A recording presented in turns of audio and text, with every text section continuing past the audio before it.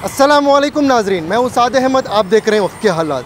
नाजरीन, अक्सर आपने देखा होगा कि सियासी एतबार से लोग जमा होते हैं और जमा होकर अपनी अपनी तंजीम के ताल्लुक से मीटिंग्स करते हैं और प्लान करते हैं, और दूसरी जानिब से कहीं ना कहीं मजहबी रहनुमा जो होते हैं वो अपने अपने मसलक के हो या दीगर बरदरान वतन के कोई भी भाई हो, उनको लेकर एक प्लेटफॉर्म पर आने की बात अक्सर करते हैं। लेकिन आज एक अनोखा मौका बेंगलुरु के अंदर ये देखने को मिला।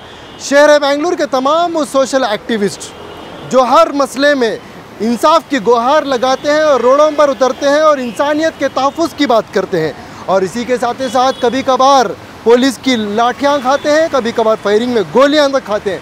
जेलों की सलाखों के पीछे इन्हें जाना पड़ता है और जेलों में जाकर अपनी ज़िंदगी का एक मुबारक हिस्सा लगाना पड़ता है, तब जाकर उनके अंदर एक लीडरशिप पैदा होती है और कौम की इंसानियत की तमाम लोगों की खिदमत करते हैं। इसी तरीके से शहर बेंगलुरु के तमाम सोशल एक्टिविस्ट, चाहे वो हिंदुस्तान के ताल्लुक से कभी मसले में आवाज़ उठाए हो, कभी स्टेट के मामले में, कभी शहर के मामले में, कभी उर्दू के मामले में, कभी किसी और लैंग्वेज के मामले में या NRC के मामले में, ये तमाम बेंगलुरु शहर के सोशल एक्टिविस्ट इसी दारुस्सलाम हॉल के अंदर जमा है और इनकी एक बहुत ही बड़ी मीटिंग हो रही है। इस मीटिंग का मकसद ये है कि जिस तरीके से तमाम कम्युनिटी के अंदर, तंजीमों के अंदर इत्तेहाद हो सकता है, इसी तरीके से शहर बेंगलुरु के तमाम सोशल एक्टिविस्ट जितने भी हैं, इनके अंदर भी एक यूनिटी होनी चाहिए, एक इत्तेहाद होना चाहिए।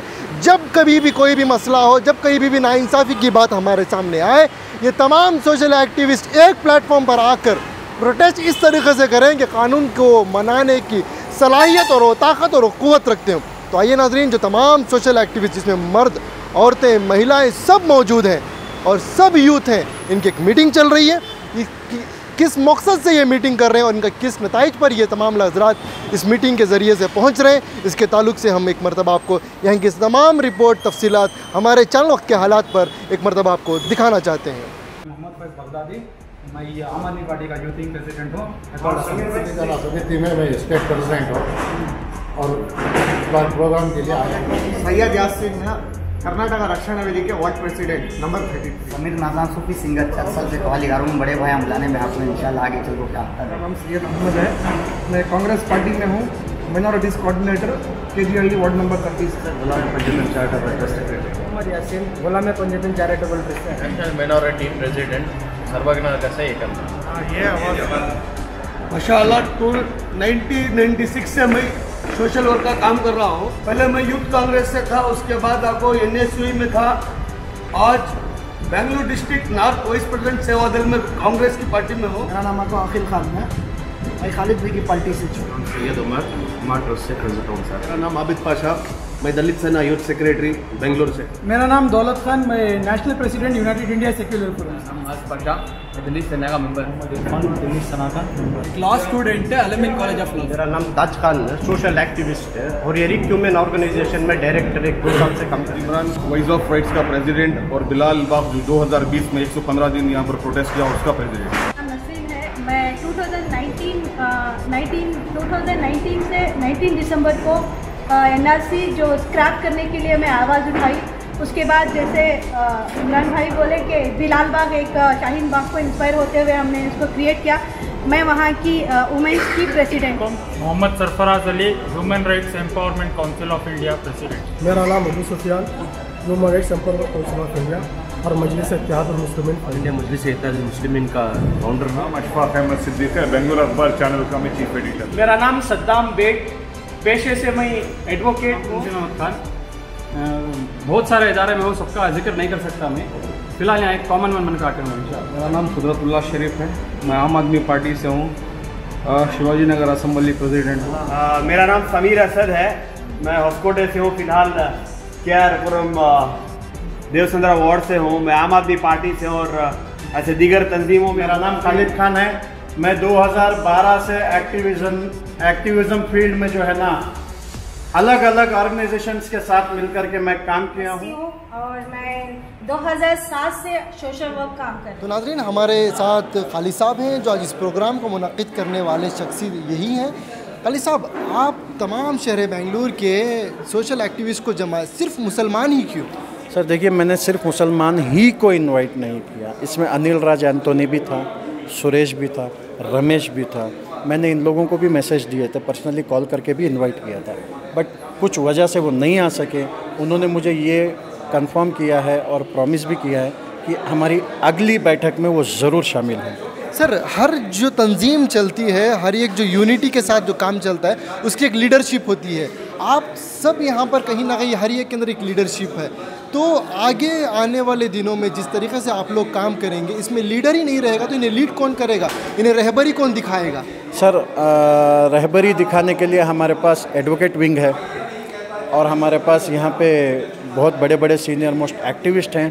हम एक कमेटी बिठाएंगे and will decide for that what to do in future. Sir, जो भी तंजीम, जो भी जमात, जो भी पार्टी काम करती है, उनकी एक लीडरशिप होती है, उनके नक्शे कदम पर, उनकी हिदायत पर काम होता है और वो कानूनी दायरे में काम करने की हिदायत देते हैं, तो हर कोई उसके ताल्लुक से काम करता है। लेकिन जब सोशल एक्टिविस्ट की जब बात आती है, वो खिदमत के मैदान में भी आगे रहते हैं। जब जुल्म और ज़्यादती होती है तो मैदान में उतर कर कभी रोड को ब्लॉक करना पड़ता है, कभी जगह को ब्लॉक करना पड़ता है और पढ़कर अपने हक़ के लिए, इंसाफ के लिए गुहार लगाना पड़ता है। इस मौके पर इतनी बड़ी तादाद, जिनके पीछे 1000-2000 लोगों की बड़ी तादाद है, जब एक रोड पर निकलेंगे, खुदा ना करे कोई दंगा फसाद होगा, इसका जिम्मेदार कौन रहेगा उस वक्त? सर देखिए, रोड ब्लॉक करके हो गया, चीख मार के हो गया, टाउन हॉल पे बैठ के हो गया, काले कपड़े पहन के हो गया, बस हुआ।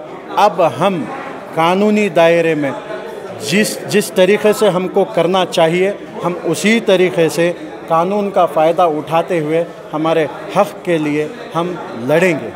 सर, आज जो तमाम शहर बेंगलुरु के सोशल एक्टिविस्ट जमा हुए थे, आप लोगों की बड़ी लंबी मीटिंग हुई, हर एक को मौका मिला अपने अपनी राय रखने का।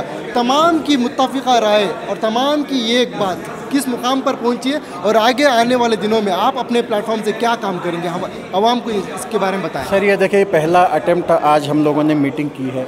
इस तरह से हम डिवाइड करेंगे, दूसरी मीटिंग करेंगे, तीसरी बैठक करेंगे, चारवीं बैठक करेंगे। आज हम इतनी बड़ी तादाद में थे, सेकेंड बैठक में और इससे डबल भी हो सकते हैं या इससे कम भी हो सकते हैं, उसके बाद उससे ज़्यादा भी हो सकते हैं या कम भी हो सकते हैं। यहाँ पे एक डिसीजन मेकर नहीं है। सबसे बड़ी बात मैं आपको कहूँ कि इस मीटिंग में, इस प्रोग्राम में स्टेज नहीं था, कोई बड़ा लीडर या छोटा लीडर नहीं था, सब एक्टिविस्ट थे। यहाँ पे सबको बोलने का सर्वरिगे समापालू समाबाड़ू बोलते हैं ना, समानते। यहाँ पे सबको समानते मिला, इक्वालिटी मिली, सबको बोलने का मौका मिला, सबको सुनने का मौका मिला। हमने उस चीज़ को नोट किया है।